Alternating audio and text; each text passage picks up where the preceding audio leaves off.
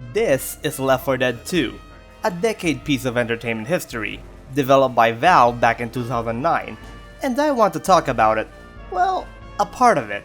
Because as much as I have 800 hours in this game, according to Steam, almost all of that time was spent on the main game, the campaigns. Not Scavenger, not Survival, not Versus, sadly, and not Mutations. So let's begin to unpack this little bundle of cooperative fun, and hopefully this time, I won't break the 1 hour barrier.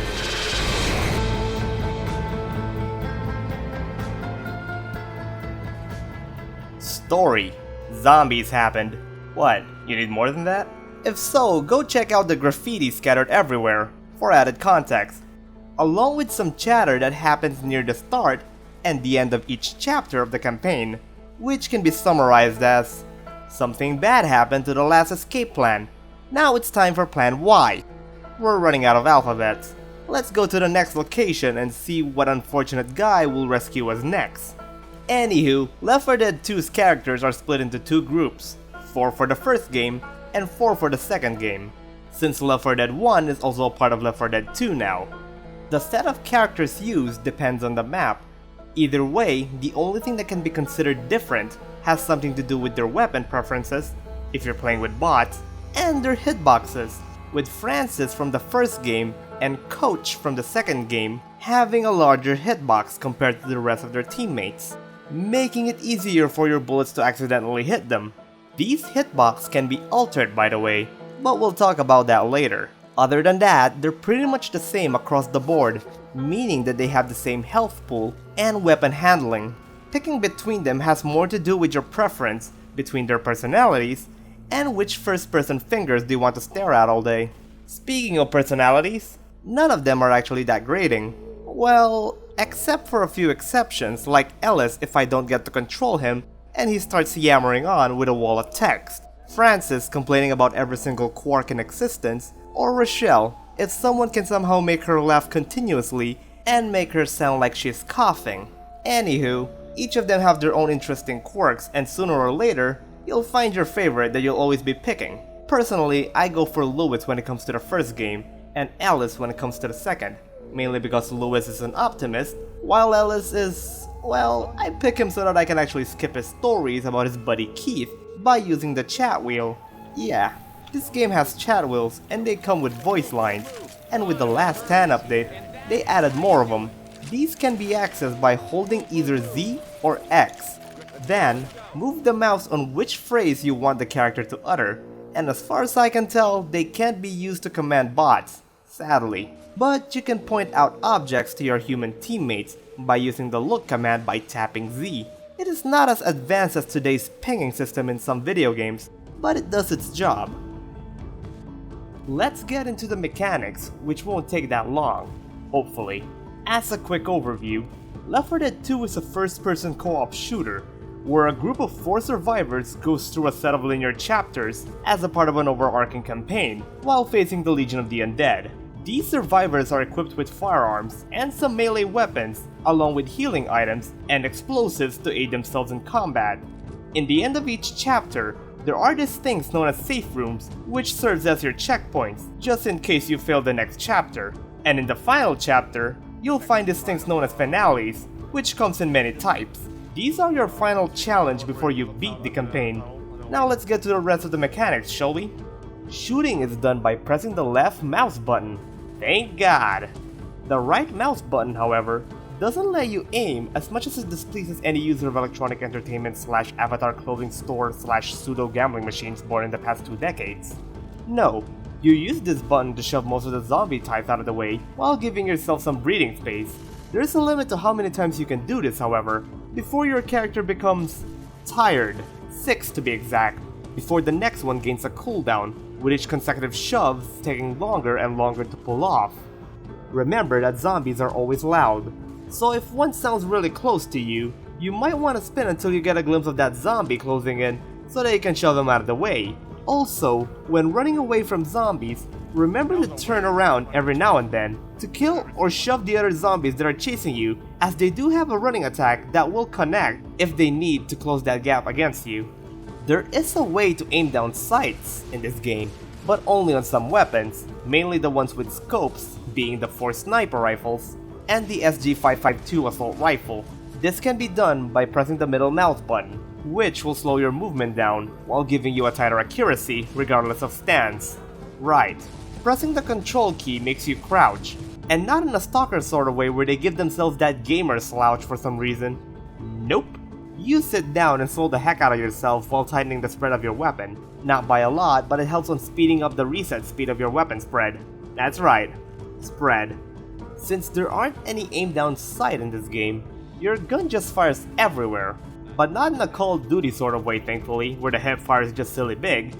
It's sizable, but it would most likely hit its target if it's at short to medium range. You can walk by pressing shift, but good luck finding a use for it. I mean, it's faster than crouching, I suppose. So I guess you can use it for that reason if you need to hit something and you need to be on the move. But that's still stretching it.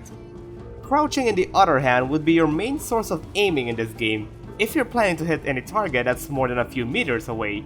That and tap firing your gun. Since spread increases up to a certain point the more you shoot your gun continuously, it is advised that you fire your weapon at a burst just to hit targets from further ranges, and to conserve ammo. Each survivor starts with 100 health and are susceptible to 3 downs before reaching 0, which is known as incapacitation.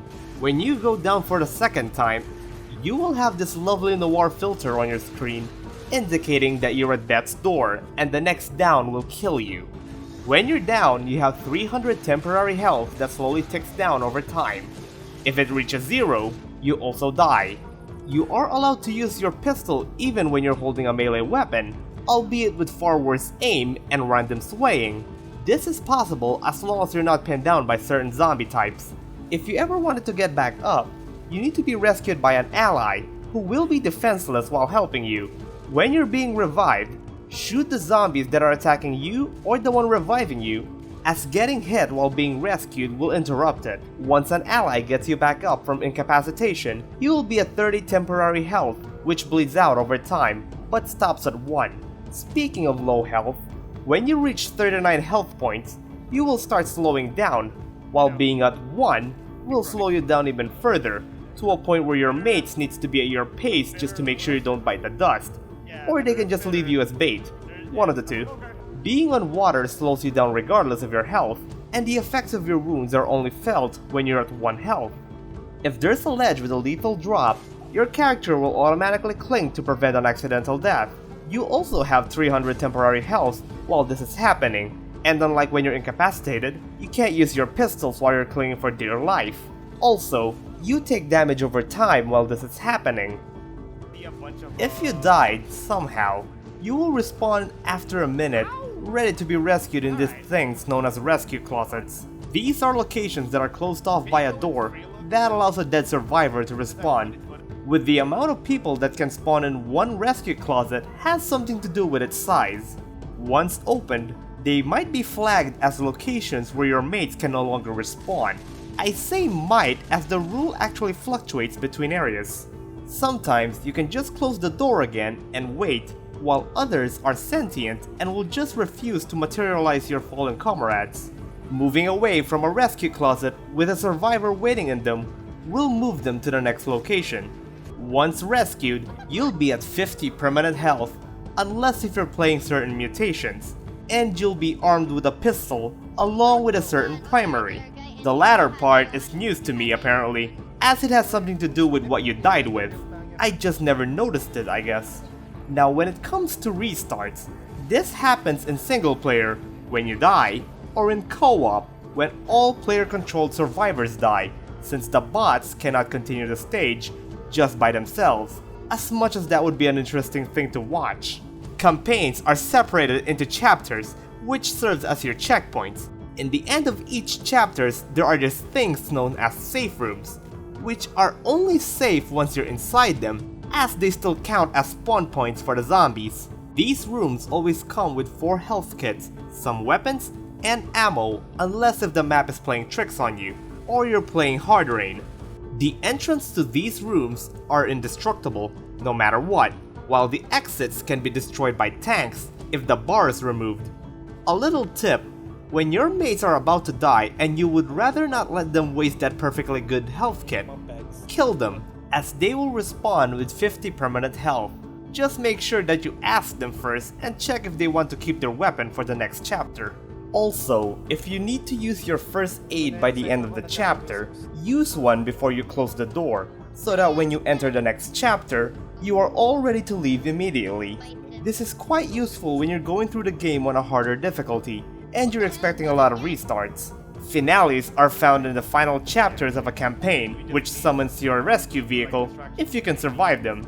These are activated by interacting with a certain object, which glows once you've entered the finale's arena. These places are usually packed with weapons, ammo, grenades, and healing items, along with more supplies if you know where to look. There are 4 variations of finales found in the base game, with more to discover if you're willing to mod the game. First, we have Holdout, the most frequent of the finales, where waves of common and special zombies will spawn in, followed up by a tank spawn soon after. This happens twice before the rescue vehicle arrives. The Fuel Tank finale, where the players needs to put gas into a machine, with tanks spawning on certain points when enough gas cans are interacted by the players. An Interact with These Objects finale, which spawns a tank in return.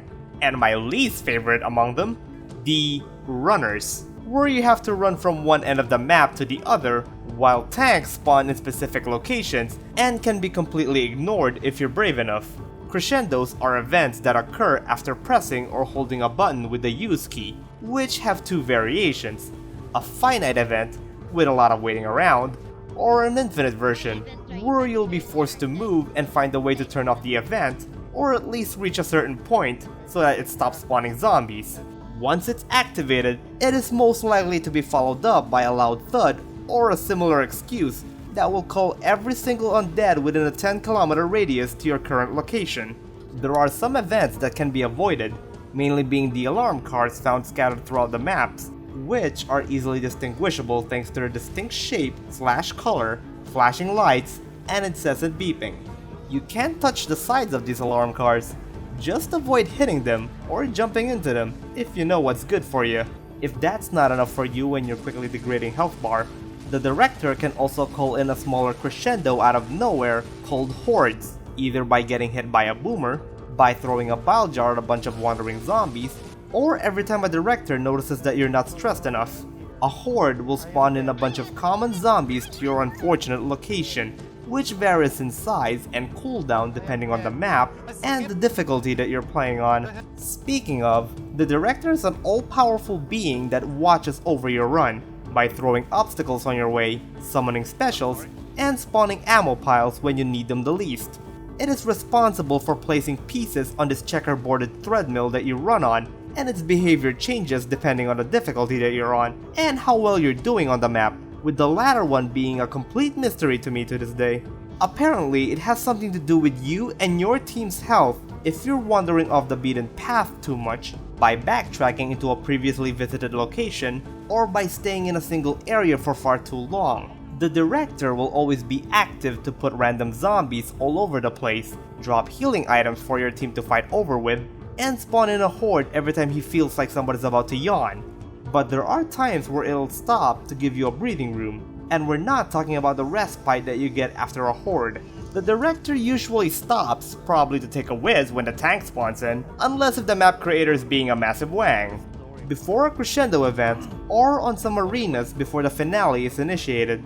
Moving on from difficulties, these affect enemy health, the rarity of resources, and how squishy you are. There are 4 difficulties in Left 4 Dead 2, that being Recruit, Veteran, Easy, Normal, Bearable, and I Want to Die mode. Sorry, Advanced and Expert. Advanced is where you'll most likely be playing most of the custom maps, while Expert feels like a perfect fit for those looking for a bit of challenge on the official maps. Easy is a lovely difficulty for those people who are new to gaming in general, as it actually allows them to get in touch with the controls of the game, while the director slowly caresses them in the back, hoping that they can grasp the game's mechanics while they're at it. In this mode, specials are quite dumb and are mostly harmless. Common zombies die quick, while the survivors can take a lot of punishment, like a single point of health worth of damage from a common infected. Friendly fire is also disabled on this difficulty. Normal is a good difficulty for those who are still inexperienced with the game's mechanics, but have played a game in general, or a first-person shooter for that matter. In this difficulty, the special's aim is slightly faster, with their AI being considerably dumb still. Zombies are still pretty squishy, and the survivors now take 2 points of damage from a common infected.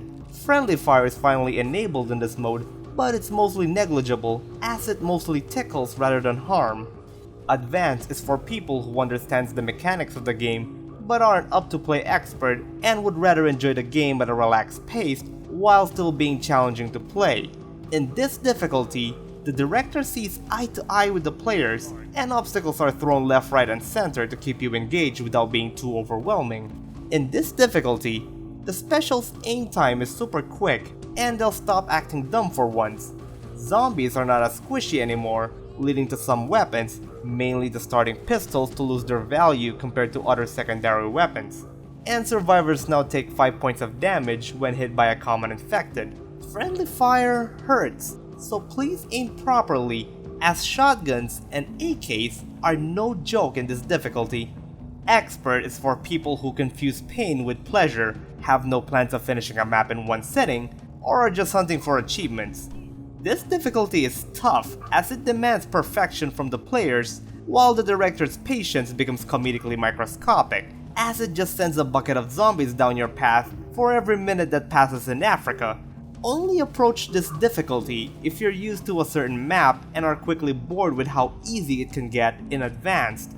In this hellhole of a difficulty, specials are about the same as they were in Advanced, with just one major difference, being the fact that they hurt like hell now. The hunter can actually kill you in 3 claw attacks, which is always fun when it happens, as the one who is hit always yells about how unfair it is.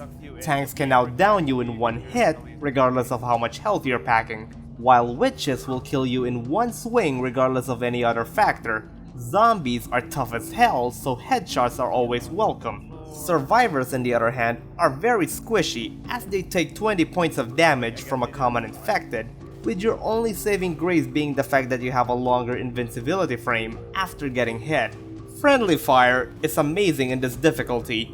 It is so damn painful that shotguns will instantly down your mates in a single shell regardless of their health, so aim carefully while trying to get those sweet headshots, unless if you want to hear your teammates scream on the top of their lungs. Realism is... What?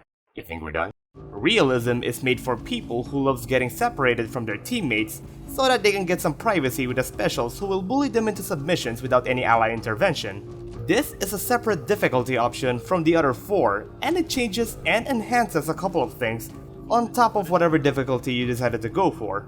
Usually, the people that I play with go for realism if it's advanced or expert, so we're gonna be talking about it on that context.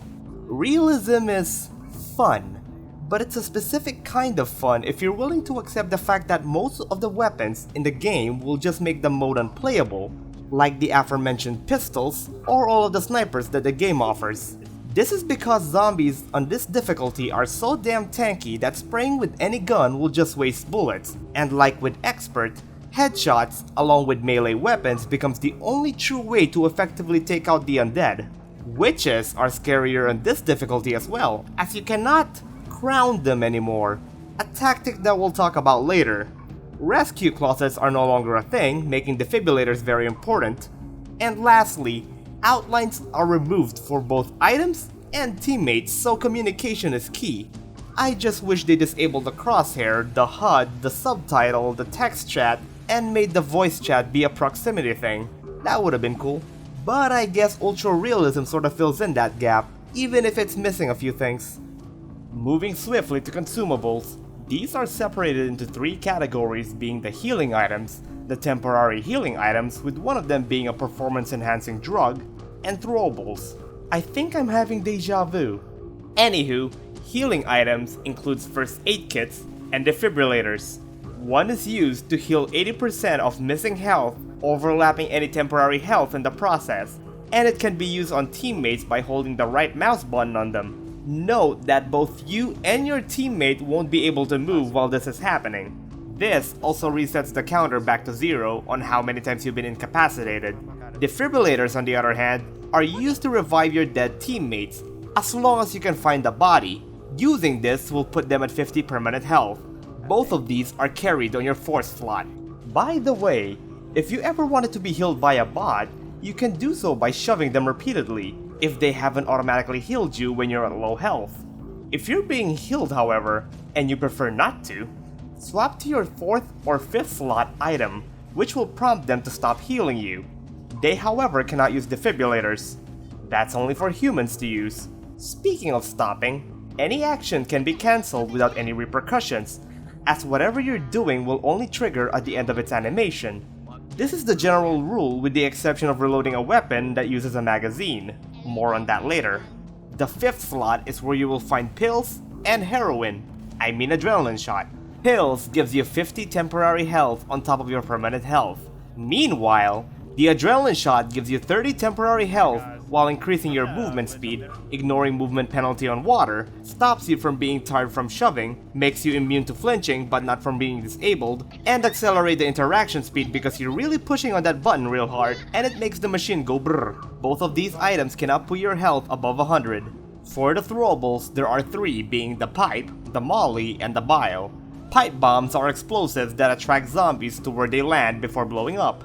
Keep in mind that a distracted zombie from either this or a bile will revert their attention back to the survivor if they get too close to them. Also know that they will only attract common infected along with any uncommon infected, minus the construction workers. More on them later. Molotov cocktails leaves a puddle of fire on the ground that burns down weaker infected instantly, while leaving those who can survive it in a state of hellfire. Specials, witches, and tanks will burn until they die, or until they can put the fire out by standing on some water. This fire also deals a lot of friendly fire damage on the higher difficulties, so be mindful of where your teammates are before you throw one, unless if you want to down and kill that player with the same Molotov. Boomer bile are used to attract and distract weaker zombies, far longer than a pipe bomb would, with the trade-off being the fact that it doesn't cause any additional harm. Also, zombies that are hit by this bile will be attacked by their own until the end of its duration. All of these are found on your 3rd slot. Environmental hazards are these things that you can pick up or interact on the map, which includes oxygen tanks, gas cans, fireworks, and propane tanks. Oh, and explosive barrels. Oxygen tanks works the same way as a pipe bomb when agitated, just don't shoot it too much or it'll explode prematurely. Gas cans and fireworks, sadly, works the same way as a Molotov, with the former doing double duty as an item used to finish certain map objectives. Propane tanks are like pipe bombs if you decided to ignite whatever's inside it like a dummy. These things explode instantly the moment that they are hit, so you might want to stand back before blowing one up. These, along with any other interactable object, can be picked up or dropped by using E, while pressing the left mouse button will throw it. Explosive barrels are different as they cannot be interacted with compared to its contemporaries. These are a mix between a propane tank and a gas can, so keep your eyes peeled for those bright white barrels with the red icon, unless if you want to kill your entire team with a stray bullet.